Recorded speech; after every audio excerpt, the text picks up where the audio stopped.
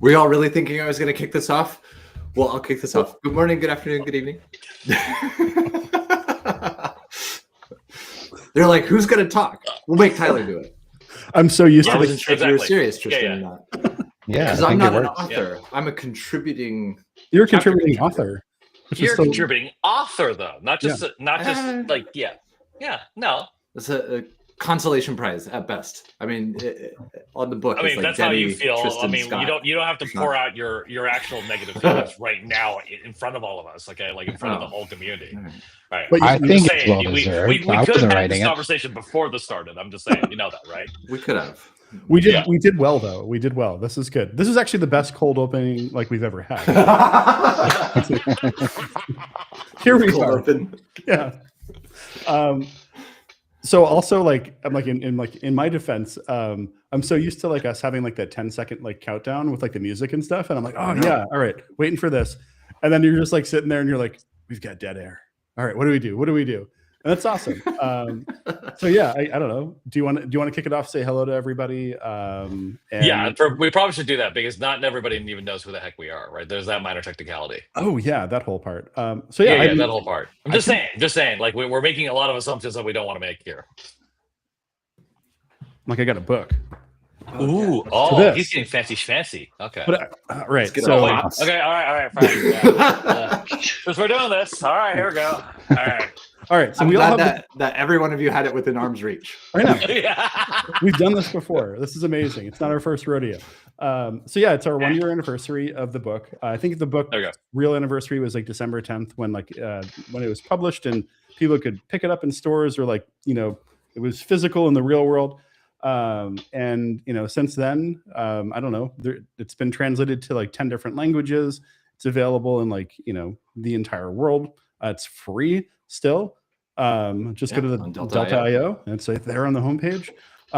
And so yeah, I mean, kicking it off, like I don't know, I'll ask a question of everybody else here. What was your favorite part of being done with the writing of the book? Tyler's laughing the most. So I think we should just make Tyler answer first. Working on this project with all of you, I mean, it was a long time, and like most engineering-led projects, I think somebody came along at some point and just slapped a deadline, like y'all are taking too long, and just slapped a deadline down. And so just getting it off my plate, dragging that ticket to done, that was the highlight of completing for me. I was actually very excited. Like to me, it was. I came in as a technical reviewer originally. I think Denny or somebody had asked me to do a reviewer, and then I had so many opinions, which is very out of character for me, that Denny had asked me to contribute the native application part of it.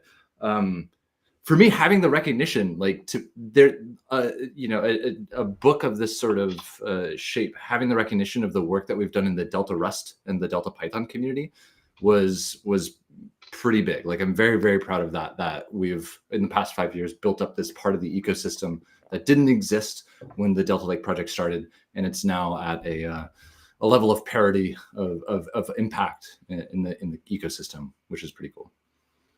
And by the way, I did want to chime in on behalf of the rest of us here that if you did not denote Tyler's sarcasm, yes, he has a tendency to be just a tad bit opinionated about his things. So if you haven't been attending any of these things, some small opinions. Yes, not that small, but by the same token, crucial for, as Tyler called out, the success of Delta RS. It went from just candidly an afterthought project into now one that is unequivocally crucial for the success of Delta Lake and for that matter, Lakehouse formats. So I did want to call that out. I feel like one of the coolest things after finishing it actually came 6 months later. And Scott, I felt so bad that you were sick, but when we did the book signing at Data and AI Summit, like it was really surreal to see so many people just coming to see us. So if that was anybody here today, thank you guys. It was truly a joy. I got to live vicariously through, like Carly had like filmed a lot of stuff, like I think from like the side. I'm guessing it was her because it was like that like Osmo quality, like it was just like this. It was really cool. But just seeing like that huge line around the corner and watching that like from my hotel room, sick with COVID. But it was great though, because it's also, I think, like to your point, like it's the book itself, like the writing of it, it's like cool. I hope people understand, what we're trying to do.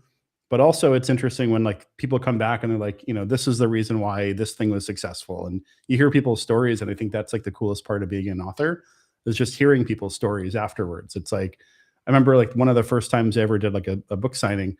It was, I think it was people from Riot Games, and they came up and I'm like, oh man, it's like, I play games. These are cool games. And they're like, we really liked your book. And it's like, holy crap. It's like, you're doing really real world things. And I'm like, it's cool that I had any influence over that at all.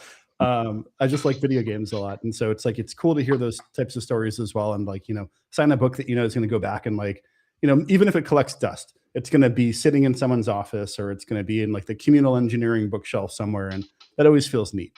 And so I second also Tristan's comment on, the fact that like the books are cool when you get to see the impact of them and, watch people's like kind of joy. It's like, totally. It's like, this was tight.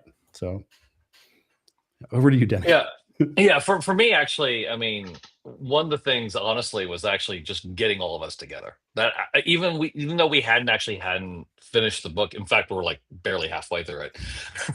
Right. Actually, for me, that was like almost like the cool point, because number one, this is technically the V2 version of the book, right? The V1 of the book had chapter 2 go directly into the file system, and then everybody was slapping me going, Denny, you're not supposed to put like stuff like that in the second chapter of the book. But, oh yeah, good point, right? Right.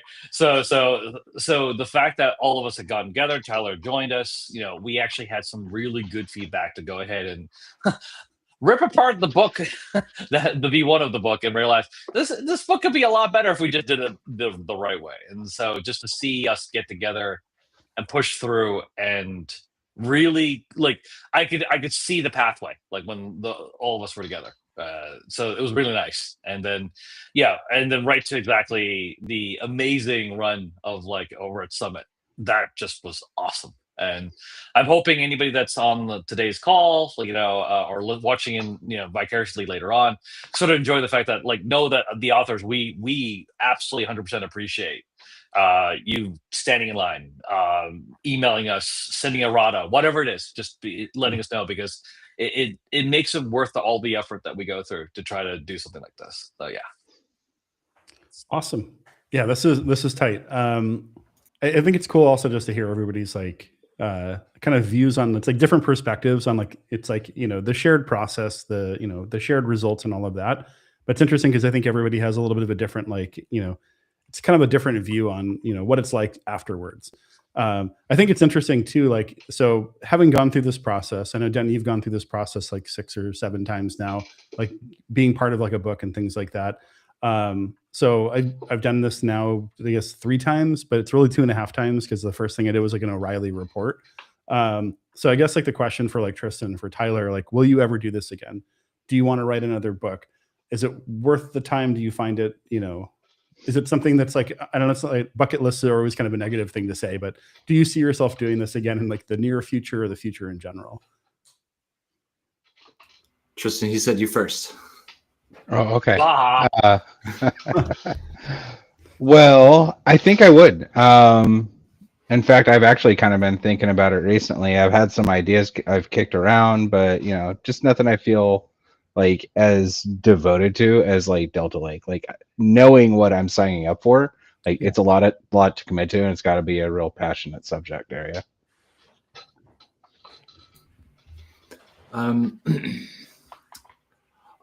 I work for a company called 𝗧𝗵𝗲𝗄. Part of the reason I joined 𝗧𝗵𝗲 is because I believe a lot in literature and writing and reading and things like that. So I would say yes, but there's some caveats to that. For me, one of the really useful things about working on this book with y'all is it forced us all to step out of how we perceive and interact with Delta Lake. Denny has some blog posts that I still refer back to that are like 4 or 5 years old on here's what Delta Lake is. And Denny has like a deep understanding of what Delta Lake is. to the point around chapter 2 needed to get reworked, like we can go into the depths very, very quickly, and writing a book, especially, I wouldn't say a general audience book, because I mean, we're talking about, you know, practitioners here, by and large, but forcing yourself to step outside of like the deep nitty gritty of here's how Delta works, or here's how any piece of technology works, to say like, what does someone starting at chapter 1 actually need to know? In what order do they need to know? And like going through that educational journey was very, very informative. Like usually what I see as a maintainer of the Delta Rust project is advanced bugs. Like I'm doing X and it's broken Y. And I'm like, this is some esoteric Azure cloud nonsense that I don't know what to do with. This is very difficult. Let's get into it. But writing a book, you think about like this holistic view of a domain. And to me, that even if it was never published, that was very valuable.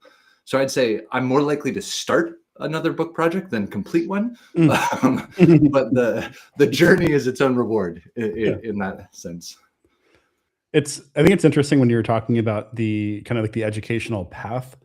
There's a YouTube video. It's like the University of like Illinois, like postgrad. It's a famous YouTube video. I can't remember the guy's name. I think it's got millions of views. But he talks about how very famous indeed. Wonderful video. I'll try and find it after. But he talks about how it's like you have like these timelines, right? Where it's like, here's the things that people need to learn. And then there's things that people need to deep dive into. And a lot of times, like as an engineer, you're like, let's go super deep, and then everyone will just understand it. And it's like, it's hard to kind of have these like feedback loops as you're writing so that people can like retain the knowledge.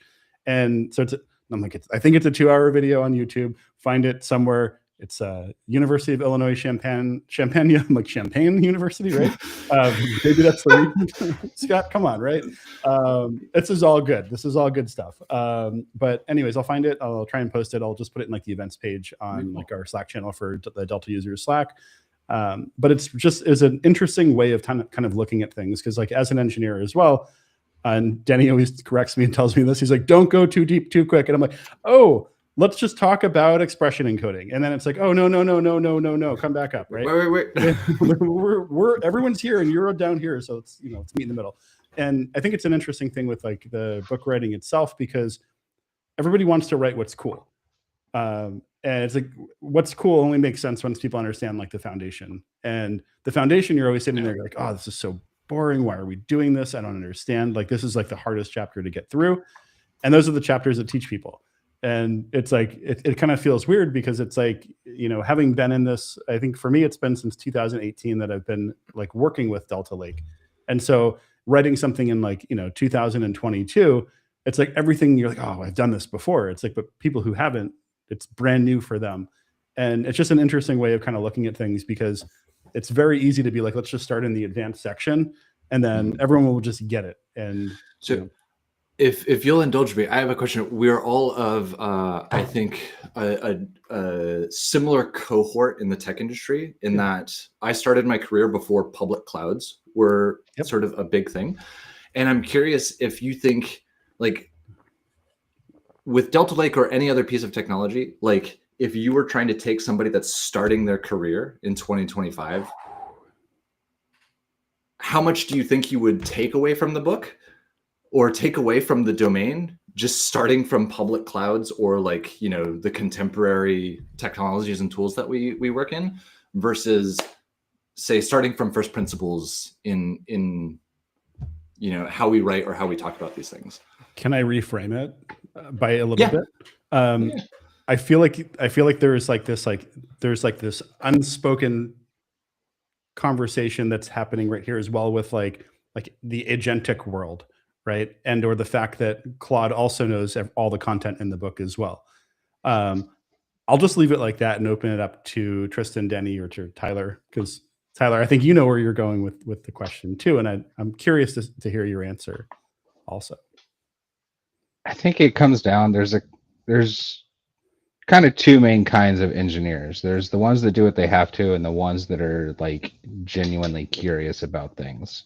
And the ones that are genuinely curious, I think, are the ones who are going to at least open up the book, look through, and try and like work out examples, or at least think through the examples as a thought exercise. Sometimes things aren't super practical.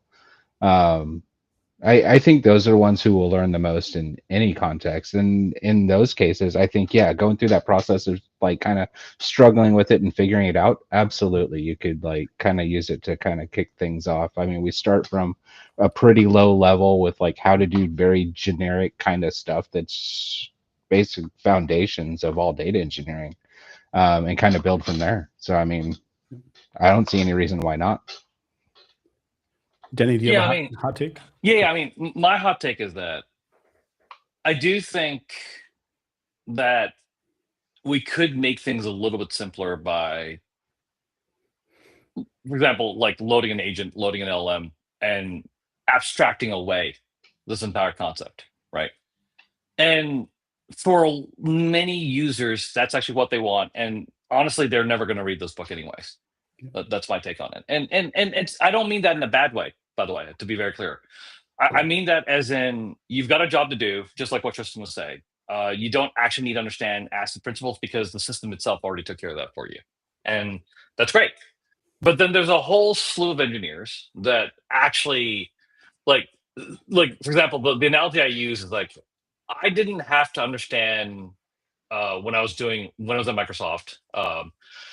I didn't have to truly understand Windows, the operating system, memory allocation, because I was telling everybody to write everything in Visual Basic. Okay, when it all started, right? And then when I started recognizing that, like, I was building applications even in VB that were actually hammering the memory and hammering CPU or even the disk, then it got me to going, oh, what was I doing? And then realized, why in God's name am I telling people to use VB? Okay, so, right? Because then I realized, oh, we abstracted everything to the point where it doesn't work, right? And so maybe we get to a point in cloud systems where we actually don't need to understand this stuff. And in comparison to when we started the Delta Lake project, even like back in 2017 and to right now, the eventual consistency of S3 is so much better now that like it's almost like if there's ACID compliance, right? Don't get me wrong, it isn't, but like it's so much better than it was before.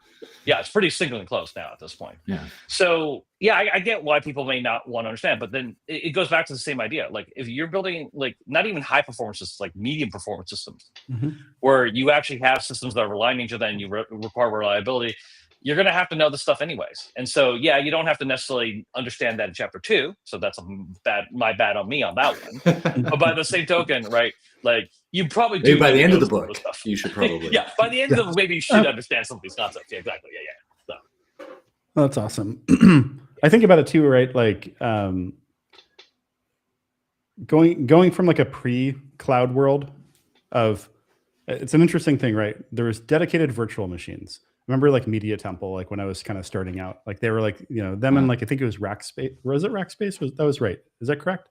I'm like Tire Rack is one company. I've got dyslexia. I'm like, is it Tire Rack? It's not Tire Rack. They don't do servers and stuff. But I remember like dedicated virtual like machines, right? It's like I don't have to go into a co-location center. I don't have to think about really like, I don't have to spec out a machine. I have it. And now I can go and point like DNS to it. This is wonderful. But I think it's interesting, right? Because like during like our careers, like containers came out, right? And like the containerization of things became a different mental model where people really didn't have to think about anything, right? It's like you don't have to like, not that they don't have to think about anything, but you don't have to think about like namespacing or like CH different classes of problems for sure. Yeah, different classes of problems. We don't have to think about the things in the same way, right? And I feel like it's, you know, I think we talk about that a lot where it's like there's these things that used to be difficult, right? Like, you know, the analogy is always like, oh, people used to have to do assembly, right? And now it's like people still have to know assembly sort of if they, you know, care about compilers and things like that, but most people don't have to. See, to Denny's point, right? It's like there's all these things that are done for us that we can kind of build on top of. And, you know, S3 got better. All these other things have gotten better. Cloud compute costs have gone way down because like of competition and things like that. But at the end of the day, it's like you still have to know, in my opinion, you still have to know a little bit if you're going to work in like, you know, Linux machines. Like I need to know commands to be able to use, you know, the command line, unless Claude can do it for me. And you're like, oh, surprise, it can. So it's like, well, all right, well, do I know what I want to do, right? And I think that kind of changes, you know, that changes things as well, where it's, you still have to know enough about like the principles and those first principles of computer science to understand what it is that you want to do. And I think nowadays, you know, things are changing more and more into how do you communicate that, right? So that you don't have to use your keyboard anymore. You can use your microphone and just tell other things how to do your work for you. But aside from that, people do, you know, to Tristan's point of like, you know, that curiosity, I don't think I've met like an engineer who isn't curious, who really does want to go super deep into like a technology or, you know, do any kind of like real thought leadership or, you know, teach the next wave of people or like, you know, I don't know, next generation. It's not a wave, right? I've been playing a lot of Diablo, so everything's like waves and hordes to me now. I'm like, it's a different world. Anyways, good times. People are people. Weird. Yeah, anyways, I think that's, yeah, things are different. I don't think the book would change though, to that point either. Even though, you know, we started that journey like 2.5, I guess 3 years ago. But I don't think that would change, right? It's still kind of that same sort of path to success. The thing that's interesting to me when I think about it in the ecosystem and the industry that we've experienced, say, over the last 10 to 20 years is where compute happens is changing. And that's why like starting with your baseline in the cloud is really interesting to me, because compute, like one of the things that makes Spark, as an example, really powerful is it's kind of like easy distributed compute. And you don't have to think about what distributed compute looks like. And then Delta Lake marries quite well with that.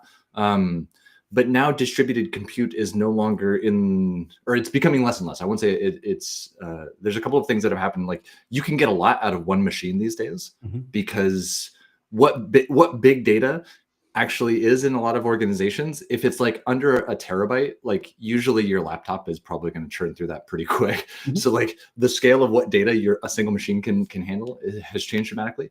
But the types of compute are shifting more towards GPU-based workloads and towards things that are like distributed in a very different way. And so when we think about like the LLM branch of where the data ecosystem is going, like the problems that are there are different, and the way that we think about them are different than thinking about like data modeling as an example, or storage architectures or things like that. And I don't know that I've got a good like mental picture of what is useful to know if you're starting fresh in like 2025, 2026. But I know that like, to me, there is a lot of like design decisions that were made in Spark and Delta Lake 4 or 5 years ago that have played themselves out now in where we've grown. And so we, you know, every technology innovation, we're kind of like, we're here, I think, in this sort of like maturation phase with Delta. And I'm trying to peep what's this next thing that's going to be like that, and how do we talk about it? Because I think the curious engineer thing is a really important thing. Like for me, when I was learning, I just needed the breadcrumbs. Like I just needed to know how to ask the question. I could go learn. I just didn't have the vocabulary when I was starting out. And so for me, the educational question is like, how do you give people the vocabulary to go ask the right questions? Not give them the answers, but figure out the right questions to ask to get what they're trying to get. I think that's also, it's an interesting point, because a lot of that vocabulary, like you learn that through communication, conversation with people while you're working. Like I think about like the mentors I had I'm like growing up, right? But growing up career-wise, right? And there's a lot of times where it's like, you know, you don't know the words and you're learning the words, you know, almost through osmosis, because you're essentially just around people who know these words, right? And I think nowadays, like there's a lot more, you know, conversation that's happening directly between, you know, people and, you know, LLMs. And you might not have like that, you know, the teacher kind of like mentor type relationship, teacher mentee, et cetera, which is an interesting concept too, especially in like in a world where like a lot of things are kind of going more remote in general. And I wonder with that, it's like, you know, what does that look like in the future where, you know, conversation isn't as big of a deal? I don't know if like, this might be like more of like a humanitarian conversation right now, but I notice a lot more, it's like, you know, kind of short form text-based communication or, you know, recorded messages back and forth, but it's not like real-time communication as much. And so I wonder if that's going to also change as well. Like if you think about like reasoning models and things like that, will they understand enough to be able to consider what it is that you think you want if you don't have that vocabulary and get it pretty much mostly right? And I don't know, it's just something that I've been thinking about a lot more, because I'm always surprised when there's words I am like, I don't even know how to describe this, right? And this is like more on like thinking about like how to like prompt something, right? It's how would I think about how to describe this thing versus the time it would take to just implement it, but I don't know the words. I just know how to implement it, right? It's like, sometimes it's like as an engineer, you think in functions and you think in expressions, and it's a little bit of also language. It is, that is very true. This is the fundamentals of language. But it's still, it's one, I don't know, it's one of those things, right? Where it's like, I don't know, I'm kind of curious to see where things are going just in general, right? With, you know, our ability to express a lot with, you know, a lot of things with a little, right? And I think about that too, right? You think about any kind of like, you know, CLI environment, like you're also doing a lot with a little, right? It's like, I want to go and like, I want to initialize a new project. It's usually like an any function on a CLI. So it's like, what kind of things are we going to be doing in the future? I love that you say CLI. What do you want? You want me to say CLI? All right. I'll this is good times though.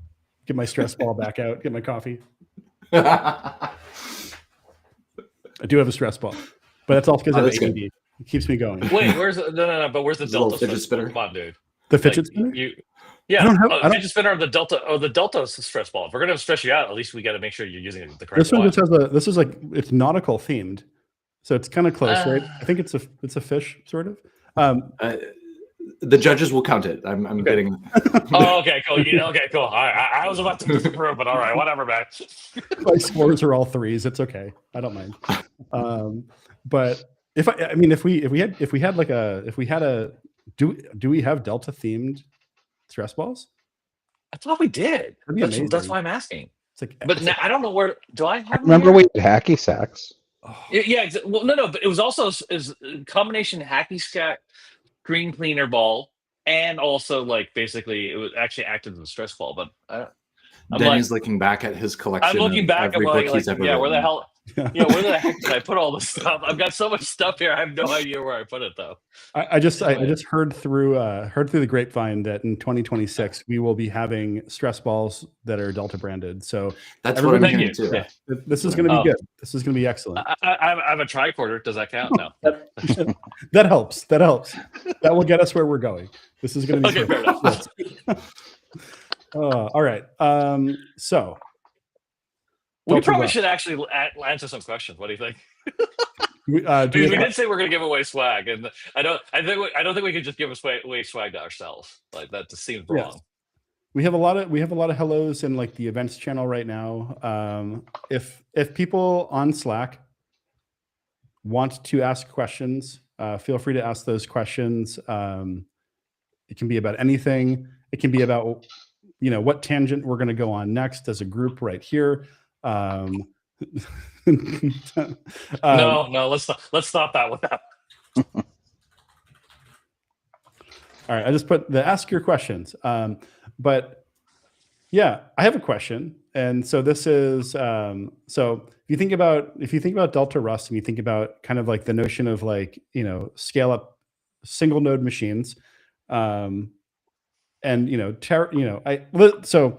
This is going to be a tangential, really badly thought out question, but I like to talk about. Just do your best, Scott. Okay, yeah, exactly. It's okay, Scott. We're here for We're in a safe space. We're in a safe space. So I got myself like a present, and it was like a Mac Studio, and the Mac Studio has just an ungodly amount of everything. I've got more CPU cores than I can ever actually deal with. I've got 256 gigs of RAM, and like this is like back when I was at Yahoo and we were like speccing out machines. I remember being like, can I get like $40,000 or $50,000 for like 128 gigs of RAM? And I want it fully buffered, etc. And now I have like this blindingly fast machine locally. And I was having the conversation like over this week where it's like, there's not really a workload that I've had to process in the past 10 years or so that wouldn't just run fine on this single machine as well. And so I think more about like this, this notion of like, embedding of things, right? Everything now feels like it is almost like embeddable, right? I've got a Raspberry Pi that's got like 16 gigs of RAM, and that was like $100. And it's like, so do you think that as like we kind of move, into this like next year, like 2026 or into the, the 2030s, do you see like a lot more kind of like, if you think about like containers being, sort of like, an embedded operating system that we don't have to think about, it just runs do you think a lot more of things just kind of continuously being like embedded into almost like, data OS type things? Could that be a me question? I'm looking at you just because you're up there, like you're on the left-hand side of the screen for me. I think it's the same for everybody, right? I'm just so used to Zoom where people just kind of move around, but I believe we're all looking at the same picture right now. So I've been doing a lot of thinking in this domain as well, because like machines are generally ungodly fast, but they're very parallel. And like generally speaking, I'll put myself front and center here. It's difficult as developers to think about how to like intrinsically parallelize workloads. And so there's lots of tools, like Spark is a great tool for doing this. There's tools in the Rust ecosystem, there's tools in the Python ecosystem that let you sort of like not think about the parallelism behind the scenes and still get like good performance out of things. Honestly, everything kind of comes down to map reduce. Like I keep like, I pull the thread on any of these tools, and at some point, somewhere, there's a mapper and there's a reducer. And like, I can't run away from Hadoop fast enough, but it's there everywhere. Like the map reduce fundamentals are there in all of these systems. And so it's much like, I try to think in my own work, I try to think about one vCPU, in the cloud, one vCPU. If I can make one vCPU busy, then it's a data distribution problem. It's not the computation problem, it's a data distribution problem.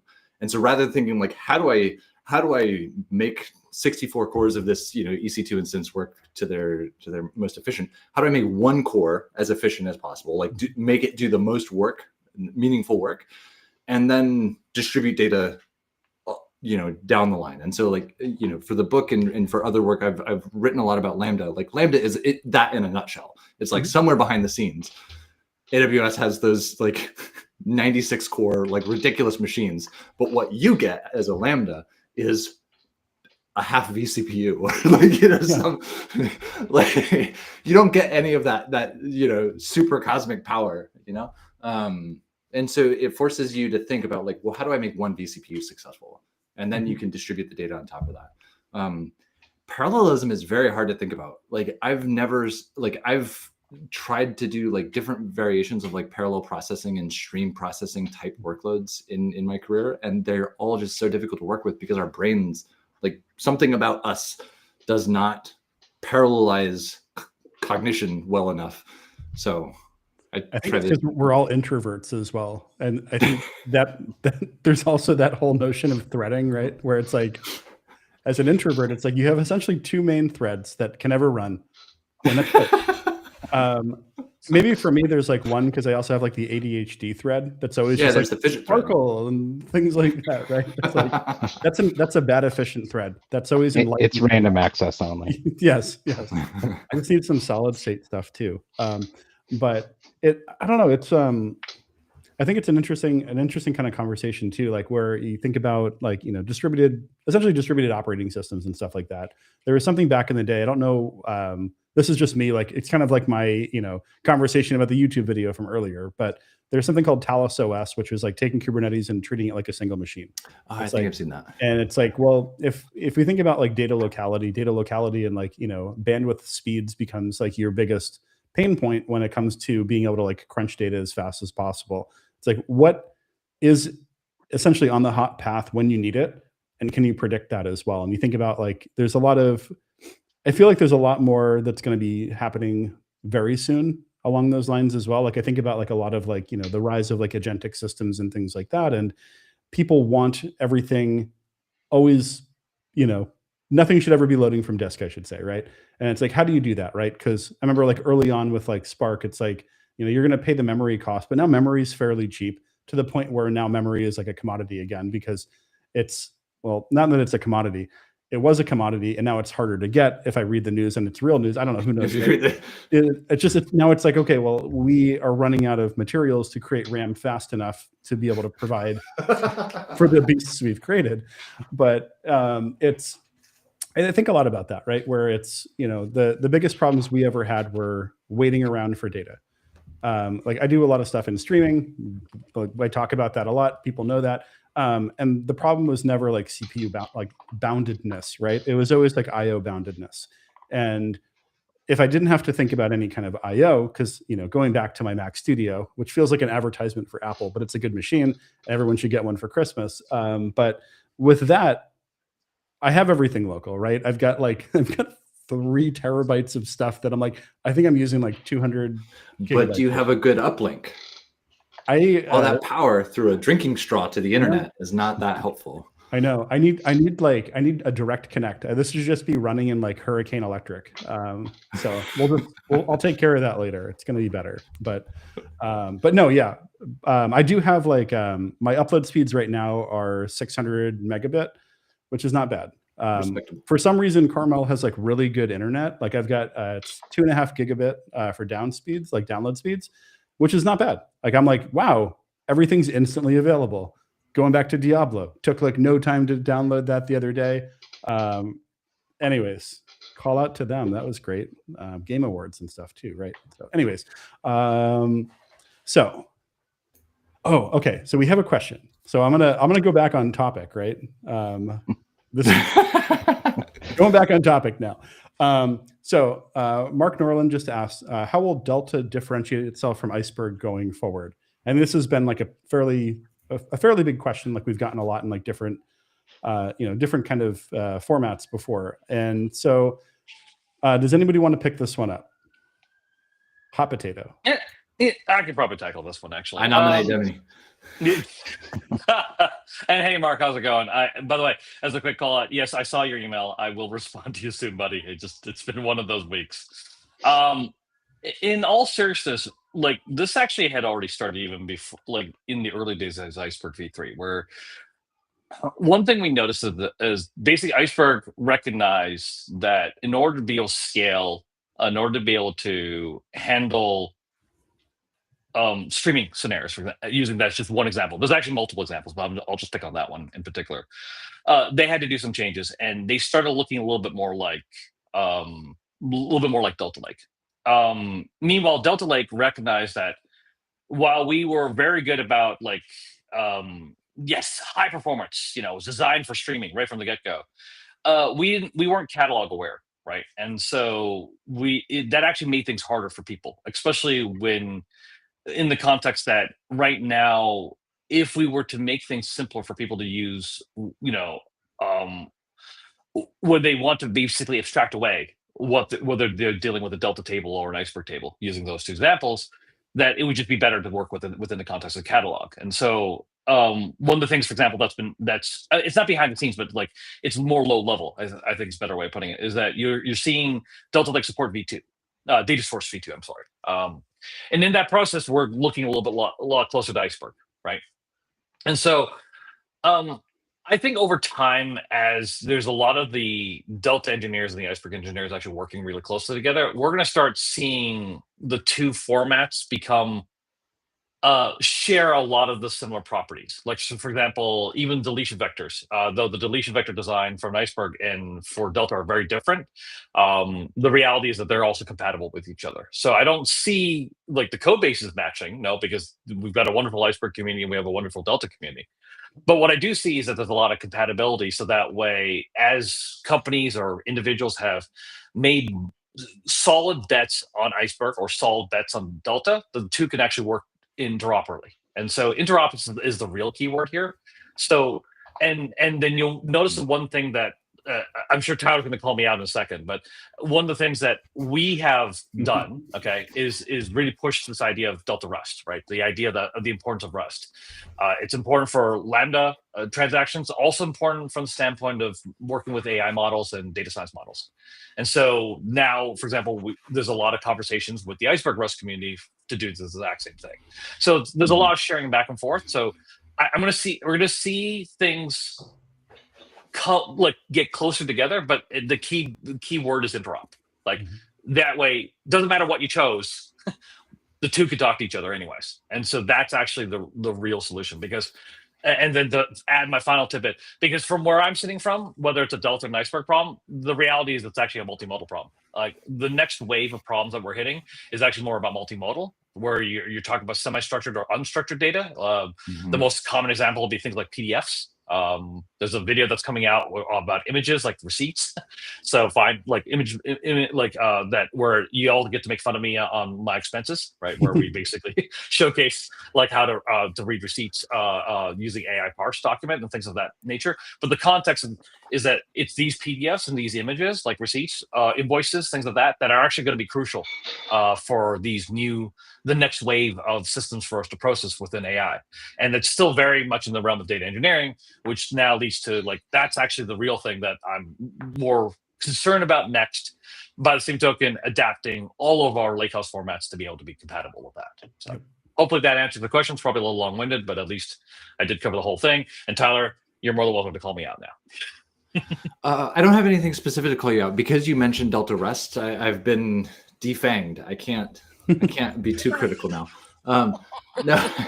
So I think what Mark is touching on is that sort of like plateau, that maturation, like the lake house table format type stuff that have been developed over the last 5+ years. I think we've reached a pretty good solution space, which is why Delta and Iceberg conceptually are converging on here's the way we want to do X, here's the way we want to do Y. Exactly what Denny was starting to mention is what comes to mind for me. It's the non-tabular data is how I think about it, not structured or unstructured. It's non-tabular in a lot of cases, and finding a way to incorporate tabular data sets, metadata about a PDF as an example, metadata that we store about PDFs, and then the non-tabular data, which could be PDFs, it could be other assets, images, or other things associated with that, and bringing that together in a way that's useful for data scientists. That's where I think we have the biggest, I would say, room for innovation in these lakehouse formats right now is how do we bridge the gap between the things that people who work in data engineering know to the things that data scientists and others want to work with, which are videos, images, PDFs, binary files, all sorts of other random, whatever you want. How do we bridge those worlds in a way that's coherent?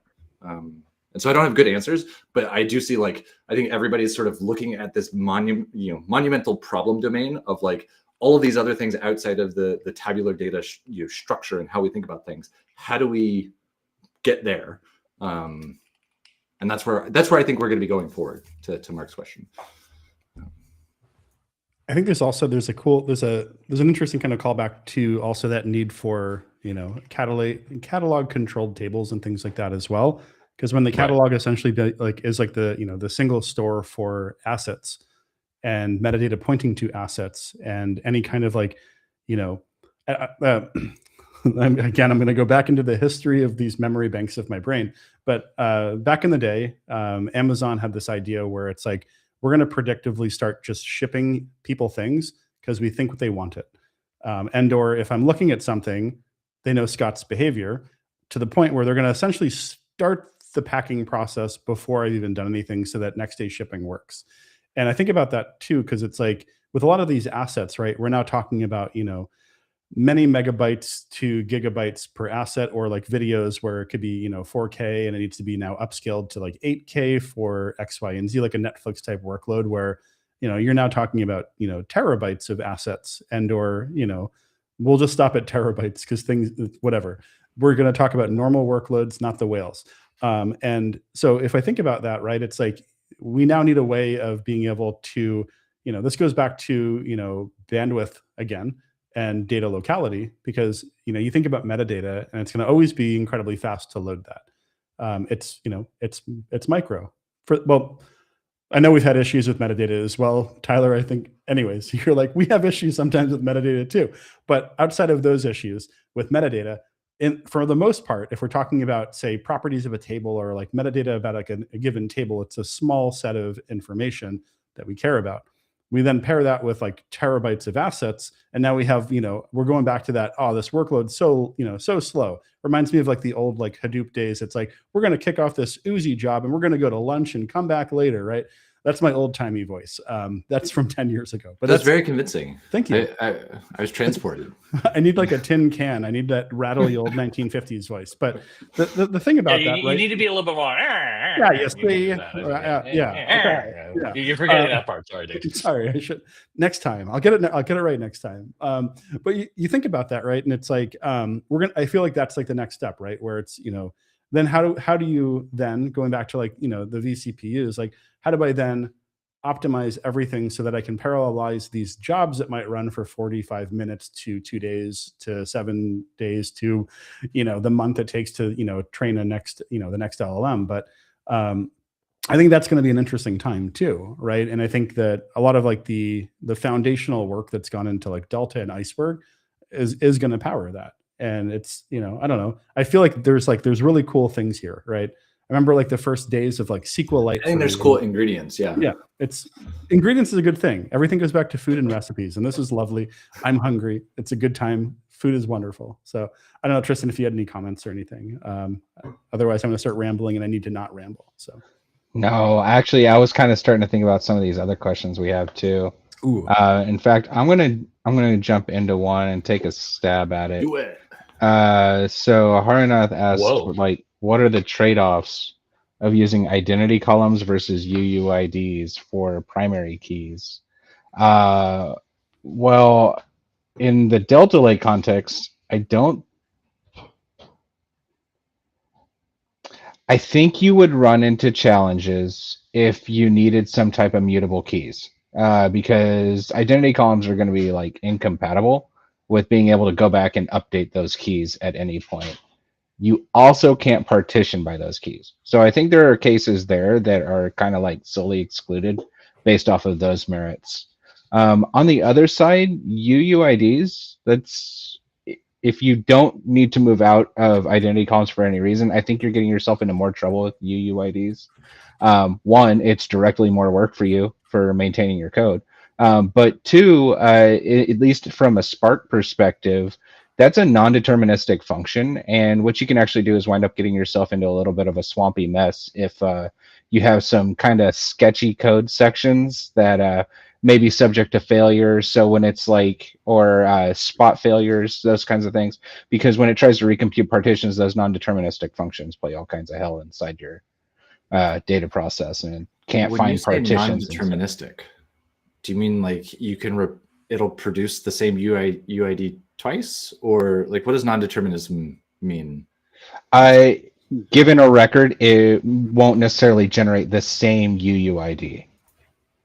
So there's like an element of randomness into the way they build the function. And I've actually encountered at a customer several years ago where it was a UUID function that was the source of the failure they were running into, and it kept like falling over, and then it couldn't find the partition again when it would restart because it had already created this partition. And that's one of those areas, going back to like this whole idea of abstracting things. Like if you don't know what's going on inside that UUID function, it's literally a mystery, because there's not very much to tell you what is the real cause of the failure. No, that's a great call out. Like my only addition to what Tristan's saying is like, you care about UIDs when you care about like you want a unique number across the entire system, and you need it. So it helps for like concurrent writes, for example. Like, so that's nice, but you have to know that you want that, right? Because managing it, maintaining it, running it, ensuring that it runs really well can be very difficult, especially with large systems. So generally I default to identity, and then only when you know you need something like that, then you do it. Yep. Yeah. And on top of that, Peter pointed out it's deterministic. I think that did actually change. So I see there's a ticket in the Apache Jira in 2021 that was complaining about the randomness of the UUID because it's pulling from a Java library. So I think they may have changed that. Yeah. There's definitely, especially with the changes between the Java versions, Scala versions. Yeah, that starts messing things up too. Yeah. But I also agree with your other comment there, Peter. I personally use hash keys if I need repeatability across different systems, especially if you have different writers and stuff. Yeah, if you guys are into Stargate like me and Tyler, we've got an example notebook that actually goes right into hash keys versus identity columns. You can just go to the Databricks GitHub was it Tech Talks or something like that? But anyway, oh no, 𝗲𝗲𝗄. Sorry, we moved it we renamed it to 𝗲𝗲𝗄. So it's the 𝗲𝗲𝗄 Databricks/𝗲𝗲𝗄 GitHub repo. There's a bunch of notebooks inside there, which includes like ones about surrogate keys, hash keys, identity columns, and it was all themed around Stargate SG-1. My favorite character, Samantha Carter. So yes. Nice.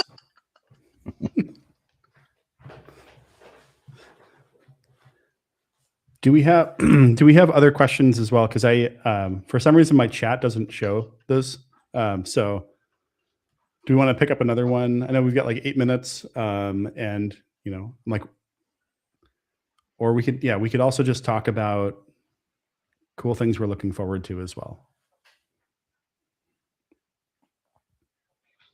Trying to think, there are some other questions. Yeah, there's some other questions in the chat. Yeah, I was thinking, which one do you think? Prashant asked several. I can see that. There you go.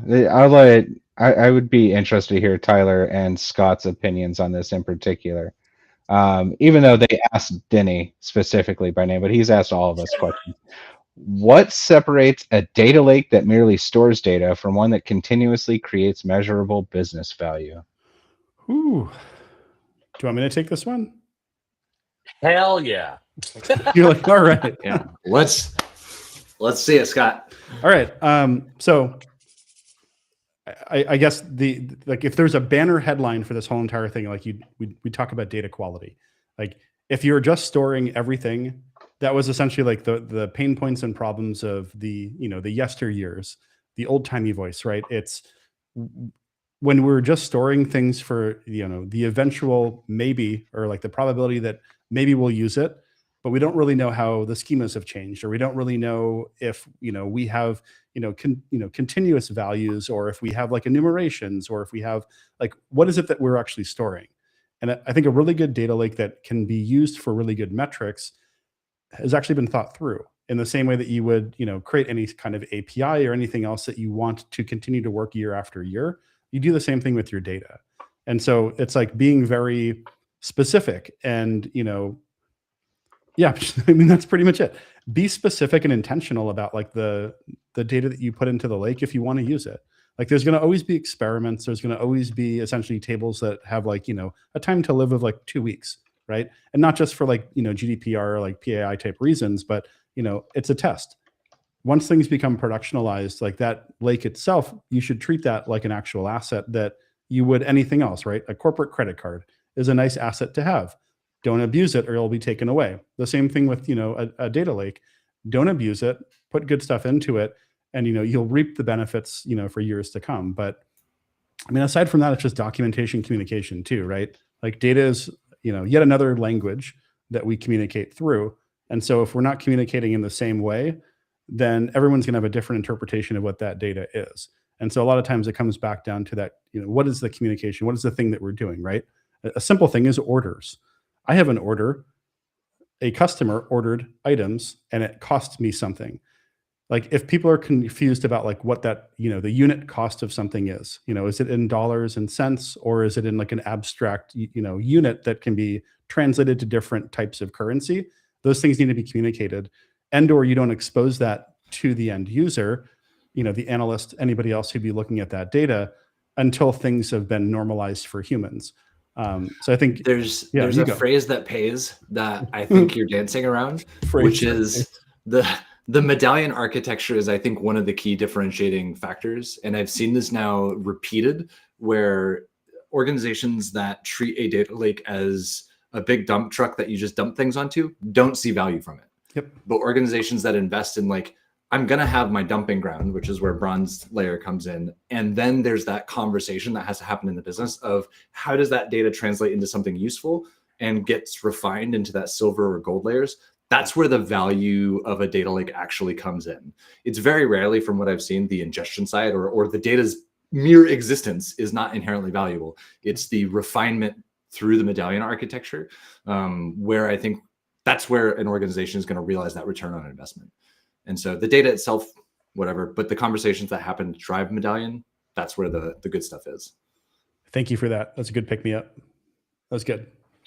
All right, we got like time for one more question, and then I did want to give a shout out to Carly as well. She's the person who's always behind the scenes and making sure we're running smoothly, or as smoothly as we are. So Carly, you can jump on in as whenever you feel like. But by the same token, do we have one more question because since we actually are running a little bit out in time, so it's probably our fault, by the way, just as a call out. So there is one question that just popped in. It's from NKit, and it's, does Unity Catalog's roadmap also get influenced by where Delta Lake Iceberg heads to, or is it independent given its OSS now? Oh, well, no, I mean, okay. It's Unity Catalog has an OSS one, Unity Catalog has a managed one. Delta and Iceberg impacts absolutely what that goes through. Also, but no, but this is why I kept on talking about multimodal, right? Multimodal is impacting how UC is operating, and that actually is impacting both the managed Databricks UC as well as the OSS UC, right? Because ultimately, there's a lot of asks for us to be able to figure out how to like do more than just like UC volumes, right? For PDFs and images. That's a great starting point. So don't get me wrong, this is not a knock. But by the same token, there are reasons why we talk to a lot of the multimodal format folks for precisely this reason on what makes sense for us to integrate, what makes sense for us to work with, what makes sense for us to put directly back into good old-fashioned Arrow, Data Fusion, Parquet itself even, right? So all these systems are interrelated somehow at this point. And so I think Scott had called this out, where basically we're looking much more at the catalog level, not just at the file format levels. That's right. You have to look at the catalog level because it's no longer just about tables. It's about volumes, it's about functions, it's about models.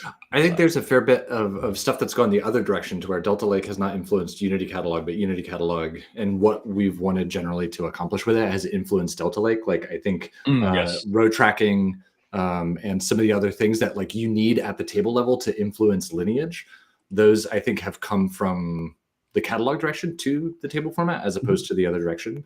But like you say, Denny, it's kind of like everybody talks to everybody because there's a big data problem here, and we're all just players on the stage. Oh yeah, within that.